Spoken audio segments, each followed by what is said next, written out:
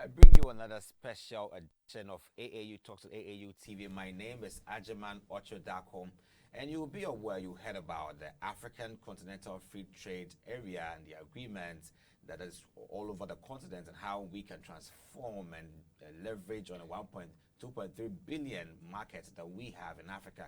However, there is the question of the role of the African and the various chambers of commerce and their contribution towards the realization of AFTA and its implementation, so that private sectors can have a viable environment to grow their businesses, so we can also tap into this big market. So today on this show, I have with me a special guest from the Kenyan National Chamber of Commerce and Industries to help us understand the role of the African Chamber of Commerce and how they are contributing to the realization of the African Continental Free Trade Area. Don't go in or go for a short break. We come back, I'll let you know who he is, and then zoom right to discussion. Stay with us.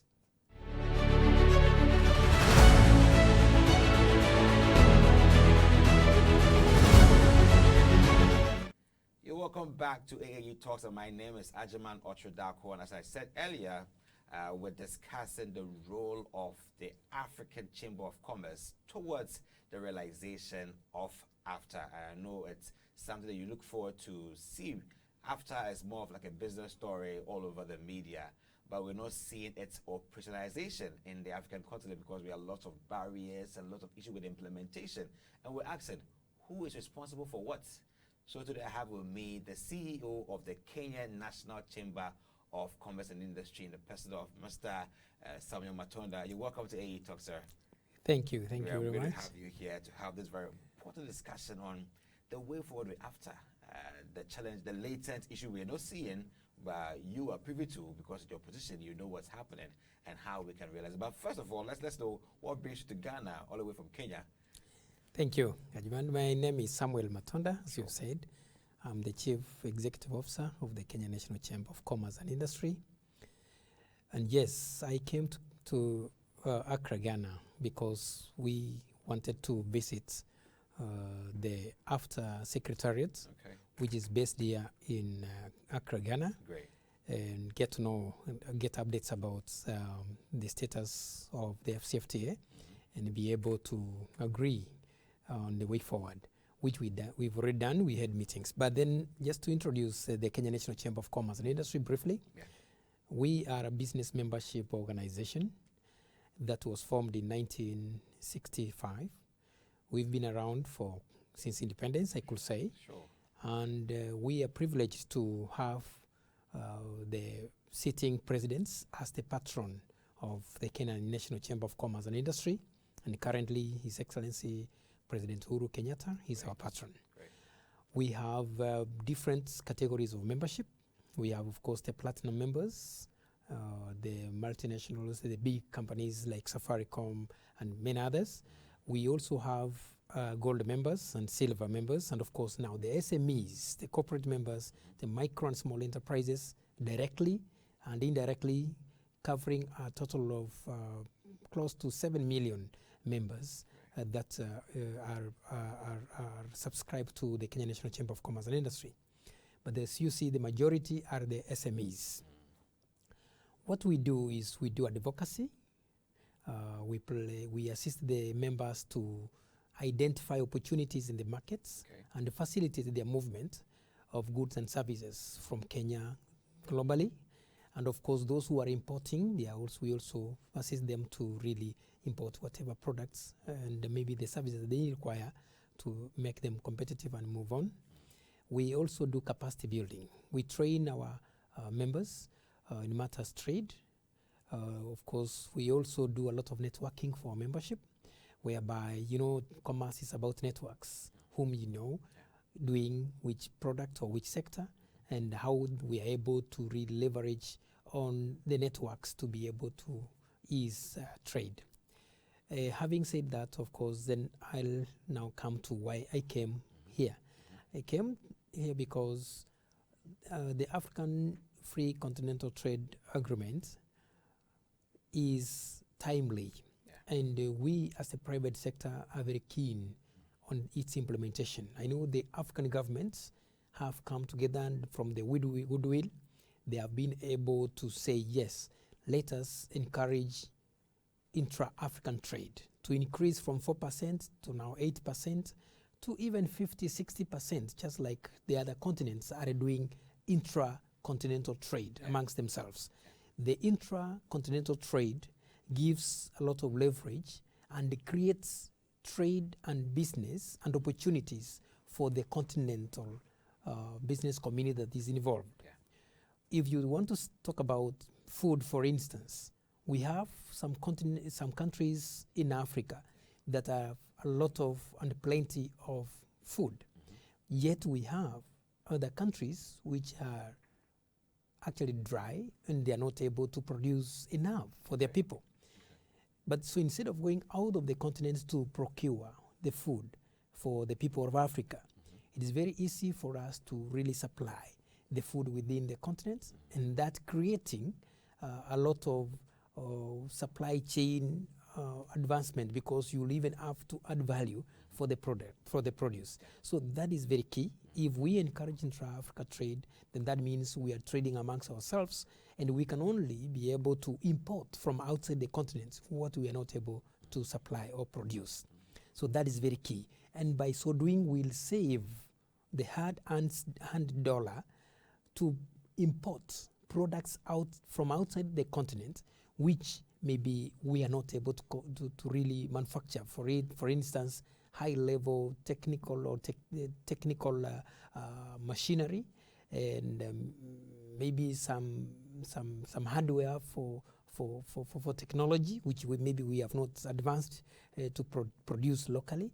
Some machinery, though we know that in Africa we have some countries that have already started manufacturing even motor vehicles.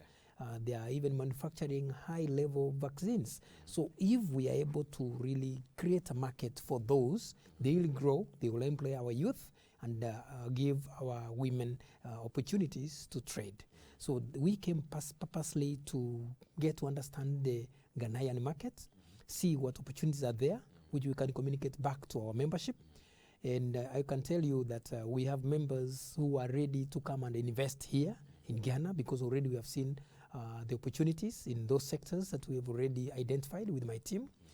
And we purposely also came to meet some strategic partners and strategic organizations like the AAU, where we are now, because we know that through those partnerships we are able to leverage and reach out to the continent.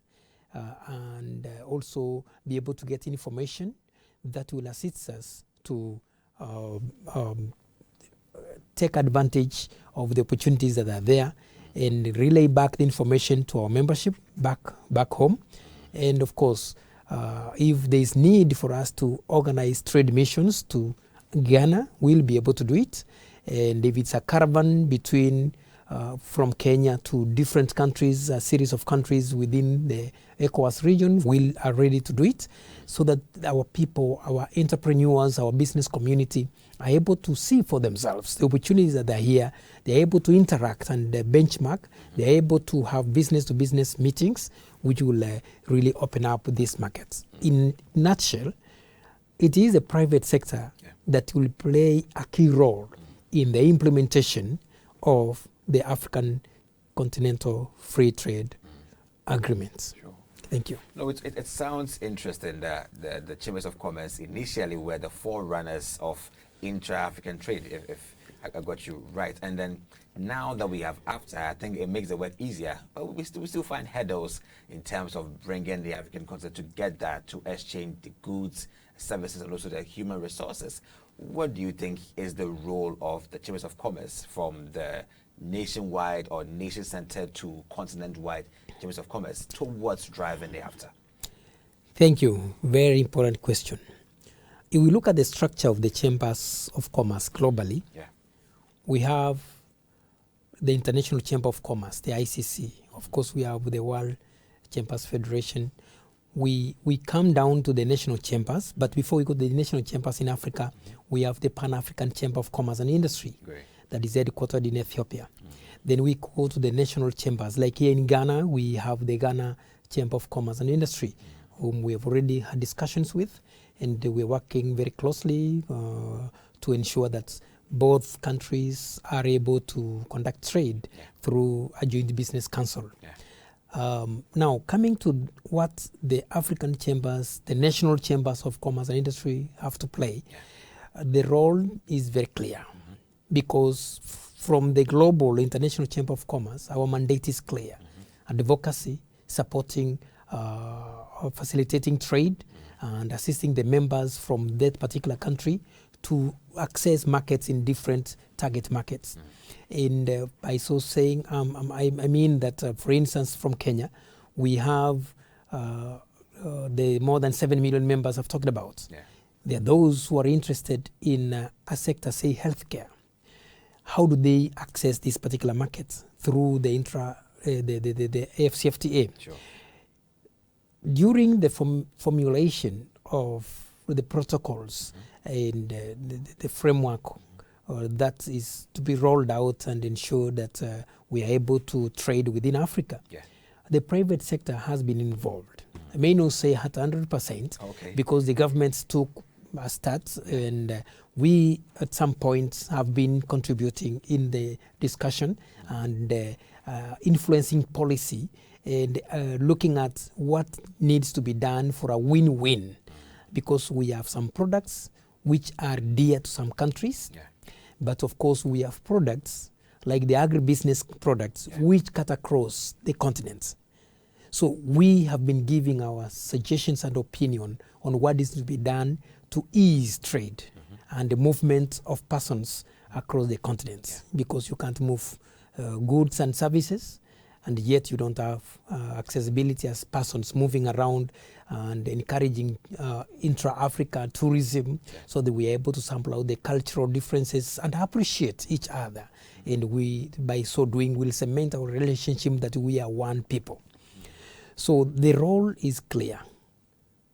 Getting out to know what opportunities are there in whichever country, what our members from each country require, and what products they are manufacturing or services they are offering, and identifying through the network of the chambers of commerce in Africa, the national ones, and share and discuss on how best can we partner and how do we leverage on our strengths at the national level to link out these other countries and be able to ensure that there is movement of persons, movement of goods and services.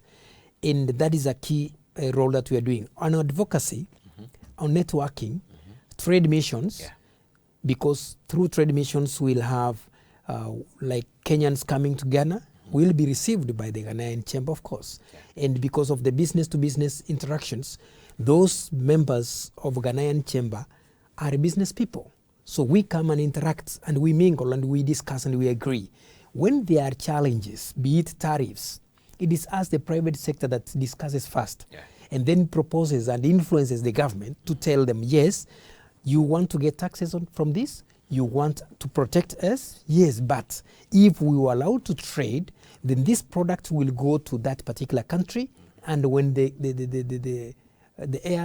cargo plane or when the truck that went to a neighboring country is coming back, they have to come back with another product. By so doing, that reduces the cost of logistics. But then, of course, we also talk about how do we move from the west of Africa to the eastern part of Africa, from the south to the north. It is through infrastructural development. And now government comes in and says, we want to do PPP, private-public partnerships. The government gives that conducive environment to invest.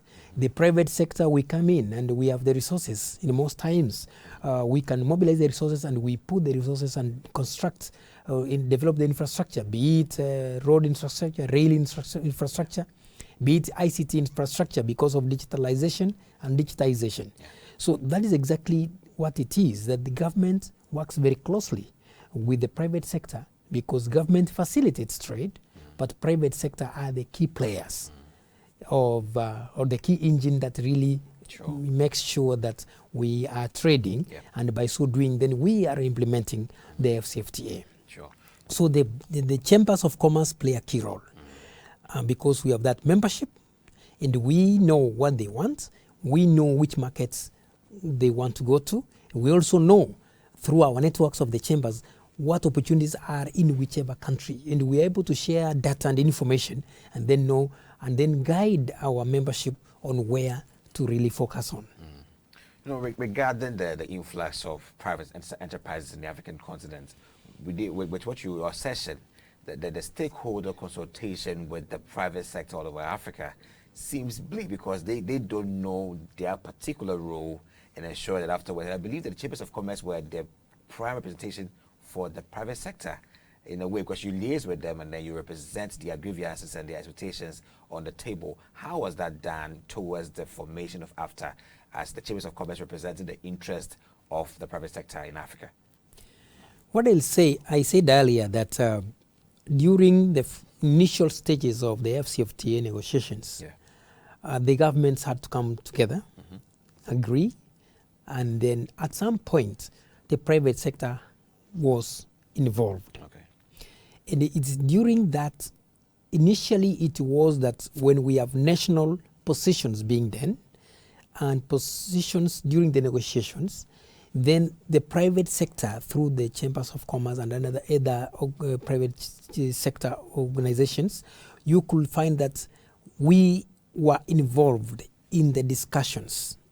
Let me give an example. If it was a discussion about a manufacturing product, and this manufactured product is maybe manufactured from the south, and there is no other country, and the product has to move from the south all the way to the north.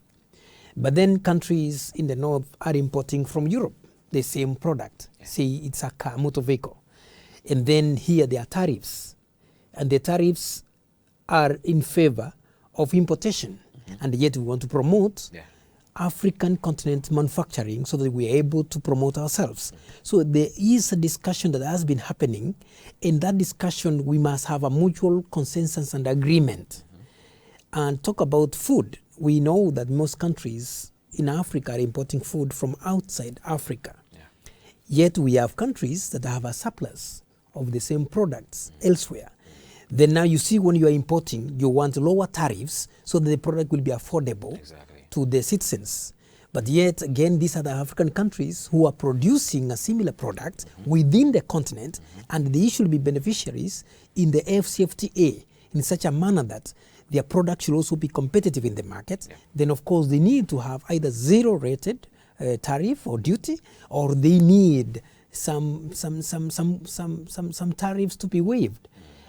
But in that discussion, you'll have to see that, yes, there must be a discussion back and forth. And that now answers the question why maybe it has taken quite some time for consensus to be built, because we have so many products and so many tariff lines for both products and services that needed to be discussed. And when there is one country saying, no, I don't think this is right, they have a right to be heard. So it goes back to square one and have a discussion. So for us to say that, like the report we got, that in most products more than 90% agreement, that is commendable within this time frame that FCFTA negotiations have been ongoing. So exactly the role of private sector, the Kenya National Chamber of Commerce and Industry, and the African National Chambers of Commerce and Industry, the Pan-African Chamber, is to ensure that the opinion and the position of the members who are involved in this business of manufacturing, business of logistics, business of providing whichever services are taken care of, so that even as we do trade within Africa, they are not disadvantaged. And that is exactly what we've been doing. And I know there is a meeting that is going on in South Africa, the Inter-African Trade Fair, and most of our members are also there, led by our chamber president, or they will be traveling, those who have not traveled. What that means is that there is much that is going on, and the topic in Africa is about this FCFTA. However, there is a challenge, and there's a catch-22, that is everybody aware about this after? That's the basic conversation right now on if everybody is aware about the after and the existing challenges that we're facing. So let's go for a short break. When we come back, we'll proceed on the biggest challenge now with after and some of the modest stakeholder involvement that we've not had so far. Let's go for a short break. We'll come back.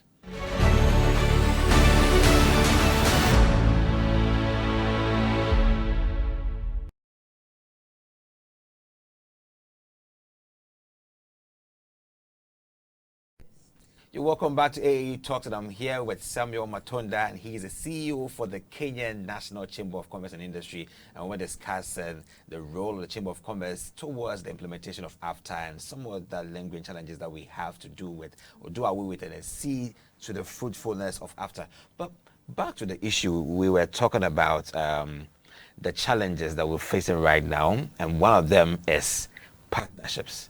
So it is good that you're here from Kenya to partner with the Ghanaian Chamber of Commerce, and also how building a very strong network among chambers of commerce in the African continent, so we can drive that understanding and free movement protocol towards AFTA. How are you doing so far in terms of partnerships in the African continent, basically?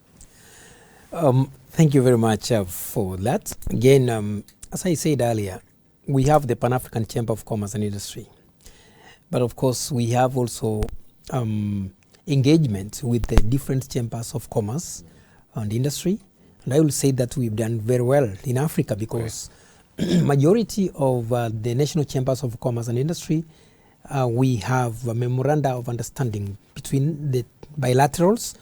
And that is because of the uniqueness of each country and the uniqueness of each member states, because for instance we may have some state that is highly agricultural, basing their GDP on agribusiness. Yet you go to another member state and you find they are purely relying on oil or mining.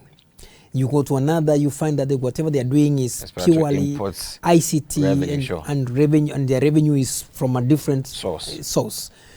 So by having bilateral discussions between the chambers, we are able to pin down and say, this is the focus, this is our strength, this is our weakness, this is how we need to work, and we have joint business councils between those countries. So for Ghana, for instance, I will say that we've had discussions. We are reviewing our MOU and really coming up to terms, because after the pandemic, many things have changed.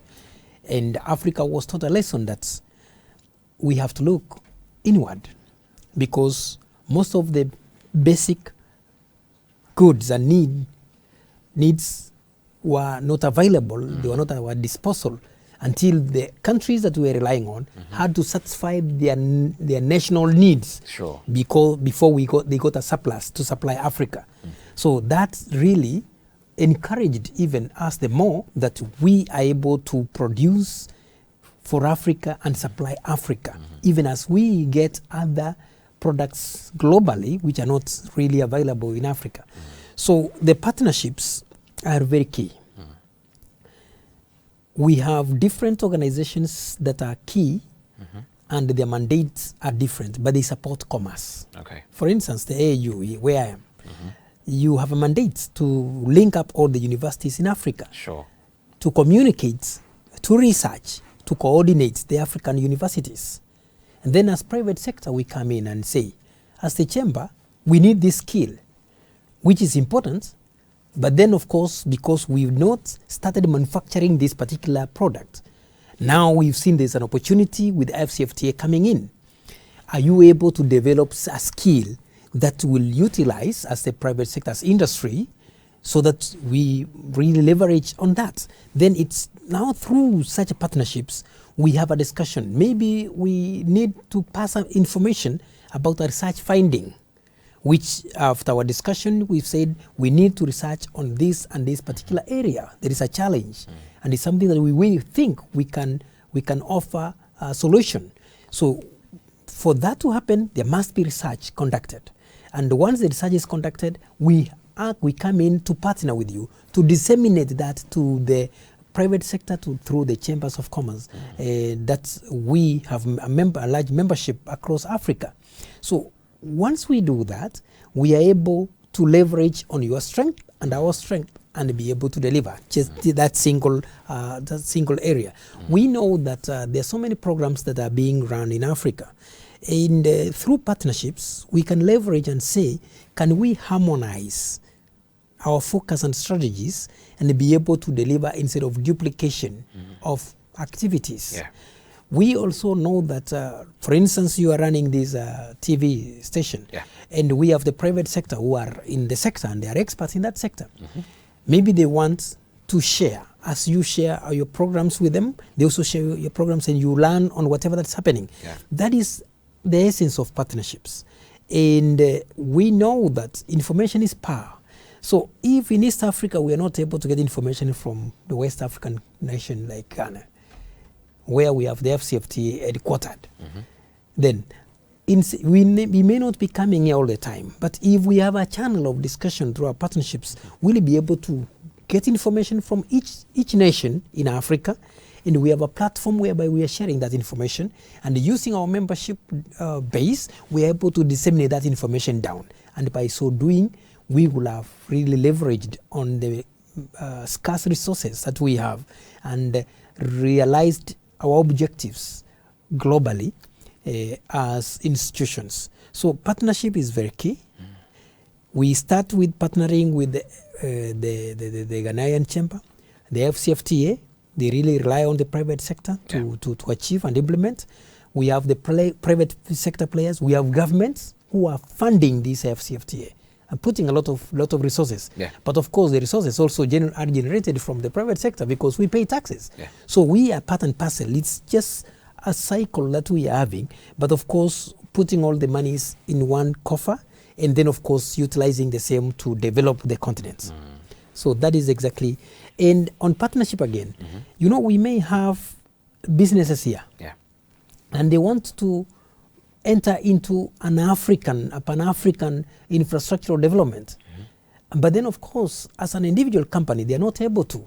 But when they partner and they work together, like what is happening through the Afrexim Bank, which is funding most of those projects in Africa, you realize that we are able to form joint ventures and be able to move. Because setting up in Ghana, for instance, would be ideal if we had a Ghanaian business person partnering with another business person from another country.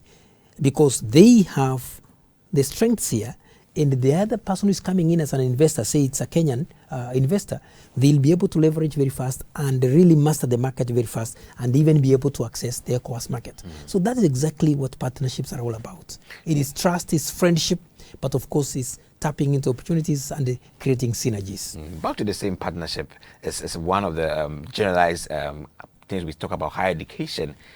It's more generalized. We don't really know the specific outlined roles the higher education community in Africa must play to assure, to support the cause of the Chambers of Commerce in realizing after.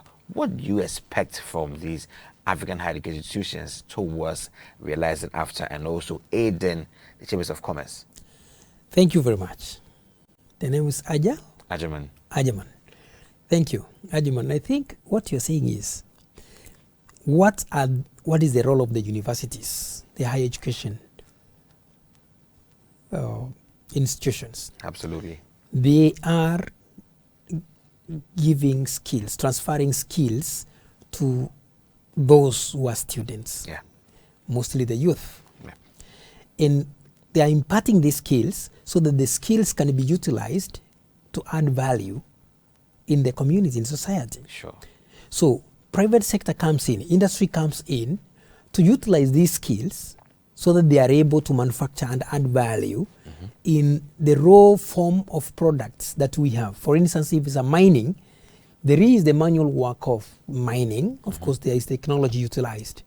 But when you have this stone, how is it going to be added value, cleaned up and polished so that it can be sold as a gem that is high cost? If it is petroleum, yes, it is. We get the crude petroleum from the ground, but how do we refine it until we have different products? Like we have gasoline, we have diesel, and we have bitumen for road manufacturing or construction. So this skill, if we do not utilize the higher level, the universities to impart the skills to our people, then we have to get expatriates to come and work, and we pay them expensively. But if we have these Africans with the skills and expertise, then definitely they'll be paid and they'll plow back the money to the economy. So that is a key role that you are playing. Research. The globe is moving, the world is moving and changing daily. So what is it what are the challenges? And then the universities come in to research and find out the solutions. And once these are done at laboratory level, it is now private sector that comes in to really try and pilot what the research has found out to work. And during the piloting, there is commercialization. Then we'll be having a lot of innovation that is happening. That is why through the partnership between ourselves and the AAU, if we came up with these innovation fairs, African innovation fairs, for instance, so that we are able to share and showcase what are these innovations that Kenyans have come up with? What are these innovations that the Ghanaians have come up with? What are these innovations that the Ethiopians, South Africans, Nigerians, and any other African scholars have come up with? Then how do we utilize these innovations and now monetize them or commercialize them? Commercialization is left for the private sector to do it, because now they'll put in resources and ensure that they pilot, and then they increase that. And by so doing, we will be utilizing the universities to offer solutions to the challenges that the Africans are facing. I know most of the political leaders have said before that we have African solutions for African problems. Exactly. And these innovations that will be coming up from these institutions will be African solutions, because the innovators will be thinking, they have seen a problem, they are trying to think, how do we solve that problem? We may not reinvent the wheel, because we may have other innovations that we can modify here. And that can also be done through the universities, who break down, that's reverse engineering. They break down whatever that is available. Then they look back and say, yes, this is what it is, but how do we customize? That calls for the higher level learning institutions, the universities, the TVET institutions, for them to really realize that. And by so doing, we'll be supporting through your service as universities and higher learning institutions, we'll be supporting industrialization and African industrialization, which we know that through the African strategic goals of 2063, we'll be able to really realize fast economies even in Africa. I was just looking forward to hear that if there will be any connection internationally, any international collaborations to ensure that this is done very well. Is there any need to open up this project to ensure international collaborations? Definitely yes. I talked about the chambers of commerce. I said we are attached and affiliated to the International Chamber of Commerce and Industry. Sure. Then I talked about the federation. I came back to PACCI. So even with the universities, what we are looking at is, of course, we have technology here. And I said that we may not reinvent the wheel. Yeah. We have other international institutions that are out there that we still have to partner with and really transfer skills. So when we're talking about growing Africa, we are not blocking the world from Africa. I said in my earlier statement that we will be promoting intra-Africa trade. We'll be promoting intra-Africa partnerships. But there are things that we need to really partner with the world. For example, if we have high radiotherapy machinery or equipment manufactured in a country outside, in Europe, we've not reached that skill yet. But we can train staff or our graduates to operate that. But getting that machinery from there, we'll still import it. But if we are able to go to the farm, till it and grow sorghum, grow rice and grow corn, and we have the land, we have the rain, we have the manpower. If we are able to utilize ICT that we have invented, like what was invented in Kenya, the M-Pesa, fintech. Exactly. Then that one we can do it locally. We don't have to import that particular expertise, but we are able to invent that. But then there are other high level of inventions or innovations that are coming from the first world countries or highly developed countries who have been established economies for more than 200 years before. They are where we are now. They were here where we are now more than 200 years ago.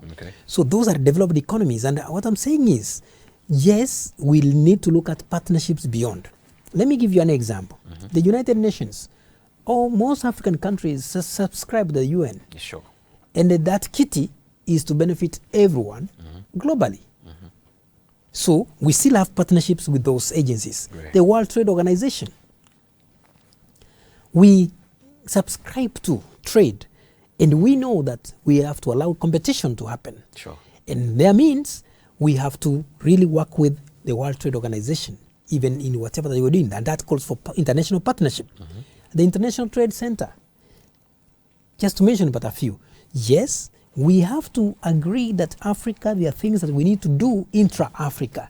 But of course, we do not close our eyes to the world because we must continue trading globally. Sure. But we have to be competitive to trade globally. And that's why we have to really encourage each other and grow our small and medium enterprises, the micro enterprises, so that they are able to even manufacture some components for a value chain. And by so doing, other economies, the Asian economies have done that, and they have really upgraded their economies. We also are capable of doing that. Great. There are things that we can do locally, because without local production, we can't grow our economies. We can't be net importers. So that is where we come in. Yes, we will be importing, but we must add value. We must produce. Great. Thank you. So we're at the break of our interview. We're just about wrapping up, but just a quick one on free movement protocol. I mean, that is the only thing we're looking forward to have opened, well, highly rectified, and then we can have people move across and then realize it after. What is the role of the Chambers of Commerce towards ensuring that finally we can move across and trade? Thank you, Juman. I think I have come to Ghana the first time. Okay. And I was very glad and happy when I arrived at the airport. My Ghanaian brothers and sisters who received me when I was like, one didn't know and was saying, oh, so are you getting your visa on arrival? Another one said, we do not, Kenyans do not require a visa to come to Ghana. Splendid. I was like, wow. So I have my passport here. Interesting. It does not have a Ghanaian visa. Interesting. That's good. Meaning, you are able to travel within Africa. I know some countries we must get visas. So there is that discussion of, do we allow this free movement of persons? Yes, we need to, because if we don't, then we will be locking ourselves from opportunities. Yeah. And then when these people are moving around, are we going to allow some of the expertise in country A to be utilized in country B so they are able to manufacture and move forward? Yes, that must be allowed. That could be gradual, but it is very essential to be allowed, because if we don't do that, then that means we'll be delaying investments that should be moving around Africa. Sure. There's some technical expertise up there that maybe whichever country an African investor is targeting, that expertise may not be there, because that's the first time that person is introducing, that business is being introduced in that market. Yeah. That does not mean that the people there will not be able to deliver. Sure. No, they'll deliver, but through technology transfer and skills transfer. Great. So that should be allowed. Great. And I know as private sector, our role is actually to tell facts as they are. Because government may say, no, we don't want this to move, but then as private sector will say, we need to move around. Exactly. Go to those countries, go sightseeing as tourists, but when we are here as tourists, we are not here tourists, we are here as investors. Sure. We are here as the private sector, the business community. We are there to see opportunities that the government may not be able to see. Like I've seen so much, I'm taking back home a lot of information about opportunities. Great. And then I've seen what Ghanaians can do in Kenya.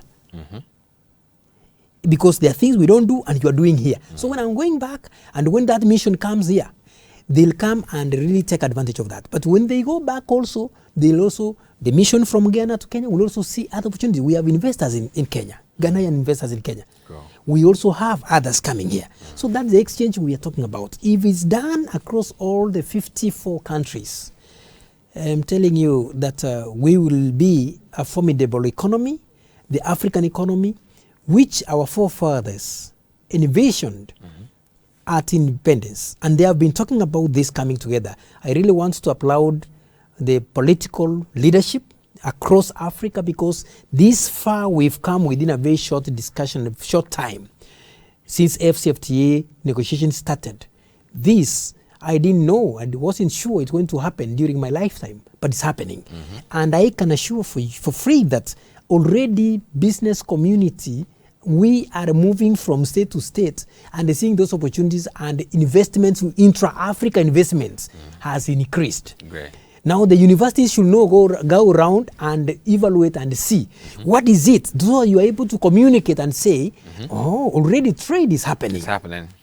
But then where there are challenges of implementation of AfCFTA, we've already discussed with the AfCFTA Secretariat, we are going actually to even work much better through partnerships, because our role as the private sector is very clear. Splendid. And splendid. And actually it's very important that we actually go out and we work with all players, and we be able to really realize the dream of our forefathers. Great. With having one African commerce between interstates happening, and our livelihood also moving up, so that we are able to really encourage economic growth and financial freedom. Great. And I must say that the entire African continent looks up to you and your contribution. And, you know, a good conversation never ends. I wish we could just speak more about the matter so you could also see what's happening, but we'll have to end at this point. But I must say that the journey towards the integrated, robust 2.3 billion market for the African continent is so close to us, and we'll make it steady. So each day we make a step, and as you saw or you heard from Mr. Samuel Matonda, that efforts have been made, progress have been made, and you can also be part of it. So let's believe in AfTA, let's believe in the African continent. Also, our chambers of commerce coming together from Pan-African to the international, we can make it happen. This will end the show on how we can help build strong synergies with our chambers of commerce in the African continent, and also realize it AfTA. My name is Ajaman Ochodako. Keep watching AAU TV. Thank you very much, Asante Sana, for being here with us, and also your time. Thank you very much. Have a nice day, and bye. Thank you.